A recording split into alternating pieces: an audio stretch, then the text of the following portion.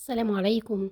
النهاردة بقى معايا طريقة حلوة جدا لكبد الفراخ بتتبيلة مميزة جدا هتعجبك وهتنسيكي أي طريقة تانية كنت بتعمليها لكبد الفراخ. أنا جبت كيلو من كبد الفراخ، غسلتها كويس جدا بالليمون والملح. وشلت منها أي تكتلات دموية، حتى القلب بفتحه كده بالمقص واشيل منه اي تكتلات دمويه فيها عشان هي دي اللي بتعمل الزفاره في الكبده.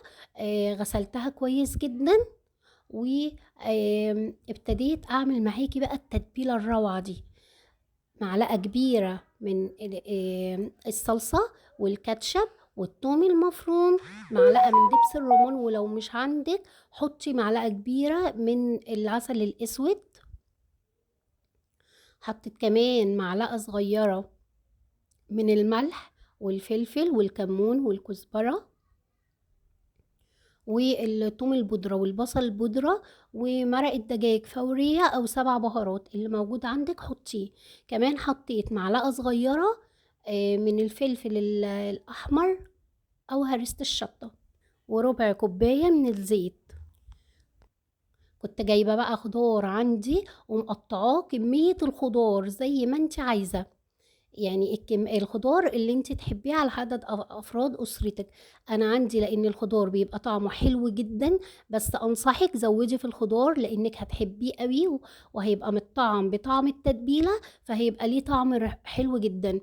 انا جبت 3 بطاطسات كبار، قطعتهم مش رفيع ومش تخين، وسط.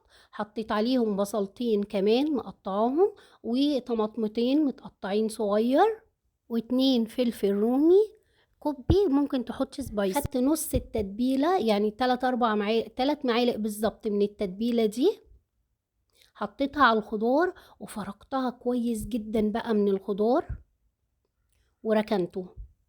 خدت معلقه من التتبيله كمان حطيتها على الكبده وسبتها. جبت طاسه على النار، حطيت فيها معلقتين من الزيت وقطعه صغيره جدا من الزبده. الكبده بتبقى حلوه جدا على فكره مع الزبده. حطيت كمان معلقة من الثوم المفروم، معلقة صغيرة، ومعلقة صغيرة من الثوم اللي هي عروق الثوم اللي ببقى ضرباها مفرزاها بالفلفل الأخضر. لو موجودة عندك يا ريت حطي منها، تبقى طعمها حلو جدا. مش موجودة يبقى اكتفي بمعلقة الثوم. قلبتها في الزيت، أول ما تبتدي تاخد لون على طول هنزل الكبدة بتاعتي ومش هحركها خالص، هسيبها عشان ما تتهريش. هنا كان معايا بصلاية، حتة من البصلة الصغنونة خالص حطيتها. حطيت الكبدة وهتلاحظي ان انا مش باجي ناحيتها خالص، ما تقلبيش غير لما تغير لون. ابتديت ان انا قلبتها على الناحية التانية تشويحتين 3 وهطفي. وهنا بقى انا شلت حبة من الخضار، حبة من البصل والطماطم اللي انا مقطعاه والفلفل. بنقي بس البصل والفلفل والطماطم، شلتهم كده على جنب، هقولك ليه. فردت الخضار بتاعي كويس جدا في الصينية ونزلت عليه بالكبد اللي انا محمراها. الكبد يا جماعة 3/4 سوا، انا مش مسوياها للاخر. بس هجيب بقى الخضار اللي انا شلته انزل عليه احطه على الوش. جبت باقي التتبيلة بتاعتي، زودتها بنص كوباية مية مغلية وحطيتها على الوش. دلوقتي عندي طماطمتين بالظبط عصراهم كبار، دول كانوا تقريبا كده كوباية من عصير الطماطم. حطيت عليها نص كوباية مية مغلية تانية وبس، وابتديت اسويها كده. وحطيت الغطا وهسويها سوا كامل على البوتاجاز.